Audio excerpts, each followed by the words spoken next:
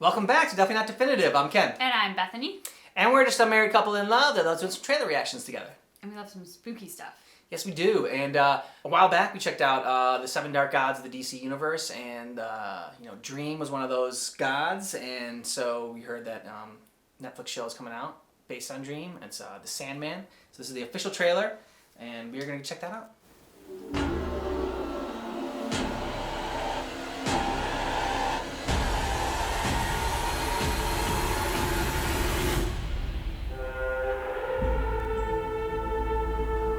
Your waking world is shaped by dreams. Dreams and nightmares that I create and which I must control. He's out there looking for me, isn't he? Can you imagine the damage he could do? I need your help. If dreams disappear, then so will humanity. I could do without dreams for a while. I haven't had a decent night's sleep in ages. I'm not gonna stop until I've reshaped this world. Tell us what power of dreams bring. Yeah? I thought about giving up, but I have a job to do, and I do it. Things have changed. Who is she? I don't know. Your eyes will tell me everything. Every thought, every feeling. Who's he, though? Who's the bad guy? My creations do not walk amongst the living, killing mortals for pleasure. Oh, you don't think dreams can die? Let's find out.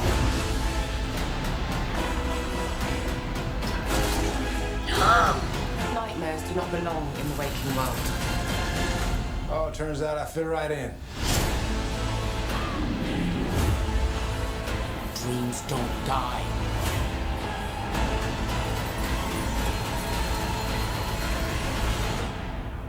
Mr. Sandman, bring me a dream.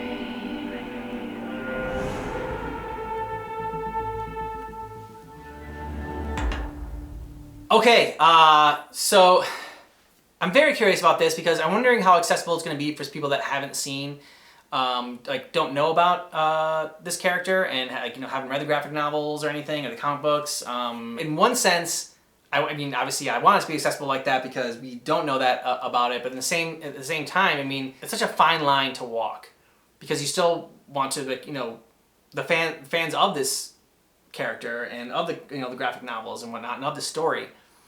You still want to remain faithful to that. How much do you need to give exposition? Do you need to give during this? And how much are you just going to assume that people that are going to watch this are only going to be the people that actually know about it? That's a great question. I mean, I think from a business perspective, you want this accessible to as many people as humanly possible, which means you need to make it, you need to empower people to tap into your world that you're creating, which means there has to be exposition. At the same time, let's be honest, Netflix doesn't need to do that.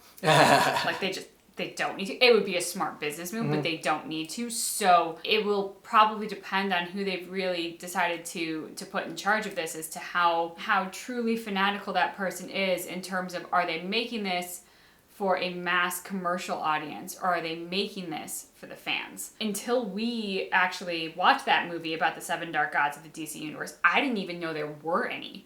My knowledge of DC was Batman and Poison Ivy and Joker and Batgirl and, Superman and Supergirl, of course, and Lois Lane. But, I mean, it was a very, very small little myopic corner of what is DC. And I did not realize how vast and expansive it was. I hope that they don't destroy the screenwriting with a ton of exposition.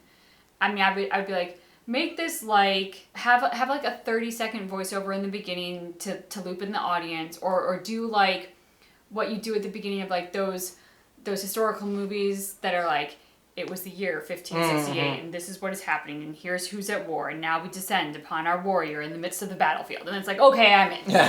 like just give me something like that so that I can just have enough to grasp onto. What I love about this trailer is the first trailer made it seem like our Sandman was the villain. Like he was contained and he escaped, and he was so kind of like dark and broody and maybe full of nightmares and kind of a threat. What I love about this is that it's showing us that he's sort of more the misunderstood hero, and like blonde, angelic looking, all-American quarterback dude is the real villain. Is he Nightmare? I don't know who he is, but he seems to be the real threat. And I love that this trailer has turned the previous trailer on its head. Like, I love when there's a story that does that, because it's human nature to be prejudicial. It's human nature to be judgmental. And you can be as much or as little as you might endeavor to be. But part of our brain is wired that way, as like survival and self-preservation. Because once upon a time, you did need to make judgment calls. You know, like in the olden days, if there's somebody who's like dark and ominous coming over the border, they are probably coming to kill you. That was what happened back then. So our brains are wired that way, but the fact is that it does not serve us in a modern society. We are blessed to, by and large, be safe. And so being more open-minded and non-judgmental now is what serves us best. So I love when they take your prejudices and they're like, ooh, we know what you're thinking now, and we're gonna flip it. Yeah, I really just hope they don't dumb it down for the audience. I mean, like, and I really just like, you know, if you want to know more about this, then go, like, there's plenty of stuff out there and content out there, and like go learn more about, you know, Dream and, you know, and this world. And so I hope like it kind of like sparks that, you know, but you still gotta, like, you know, bring new people into this world. And I felt like that trailer gave me hope, because like this has me like really more curious about this world, about this character, you know, about the, you know, you said the villain and whatnot, like, and wanting to learn more, wanting to explore this more, and like the kind of like, it's a little dark, and also you know, not something you can easily wrap your head around right away. Like, you know, probably something you have to watch a couple times to, you know, really get it all, and I enjoy that. Yeah, and I love what you said about not dumbing it down to make it overly accessible to a commercial audience, but making you invested in learning more, because I think very often the idea is to like, well, we need to reach as many people as possible. Let's just dumb it down as far as possible. But in doing so, you will lose the fans who are aware. You will lose the people who maybe have like a slightly more aware threshold of knowledge or whatnot, because it will become too beating us over the head with a 2x4. And I think we live in the age of the internet. If you want information, it's there. And it's not like you have to go to a library and check out 5 books and read them cover to cover to get it. Like, you just need to click on some links and you can get that information. You can also get a ton of BS, you know, so you have to be savvy about it. But I love the idea that creating a show that could prompt people to go out and buy the comics, to buy the graphic novels, to educate themselves on this world, because it is a really cool world, and I haven't even scratched the surface of it. You'll let us know what you thought about this trailer down below in the comments, and thanks so much for checking out our reaction for the Sandman official trailer coming out on Netflix, which keep in mind That our reaction is definitely not definitive.